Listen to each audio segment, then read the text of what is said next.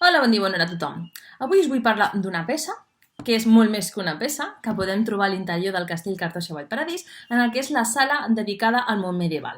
Entrem i darrere més o menys on està la maqueta de la vila medieval veiem amb una petita vitrina com un petit fragment de fang. Podria ser fang? El que hi ha és una mostra del que és l'obra de Tàpia. En què consisteix això? Segurament heu sentit moltes vegades a parlar de l'obra de Tàpia. Les muralles estaven fetes d'obra de Tàpia.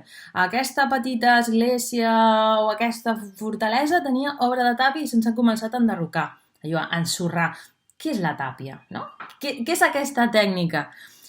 Gràcies a diferents estudis arqueològics que s'han fet en poblats ibèrics, per la costa catalana són molt abundants, hem pogut saber que aquest material, aquesta tècnica, era molt utilitzada en la construcció de fortificacions, edificis. En què consisteix? I està molt lligada al que és la natura. Utilitzaven la terra. Imagineu-vos, sobretot l'argila. Agafarien el que serien dos encofrats, que serien dos barres de fusta, ho posarien així, i començarien a abocar en el seu interior argila, molta argila. Amb diferents eines, doncs, ho anirien com picant i cada cop ho anirien com prensant més perquè quedés així, ben atapeït i protegit. Que volien que tingués una mica més de consistència, doncs podrien col·locar-li petites pedres, palla, fins i tot crim de cavalls, i ho anirien col·locant tot i ho anirien allò prensant, i després deixarien que s'anés assecant lentament allò al sol, però molt lentament.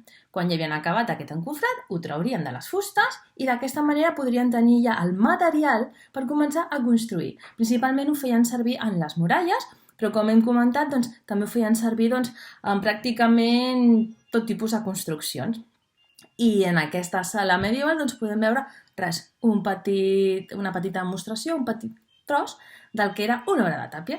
Espero que us hagi interessat aquest tema i si torneu a sentir alguna cosa sobre l'obra de Tàpia, doncs ja sabeu en què consisteix. Argila, l'encofrau de fusta, molta paciència i res, que moltes d'aquestes peces fetes de Tàpia encara han arribat fins a nosaltres i utilitzant coses que venen de la mare natura. Doncs vinga, fins a la propera. Adéu!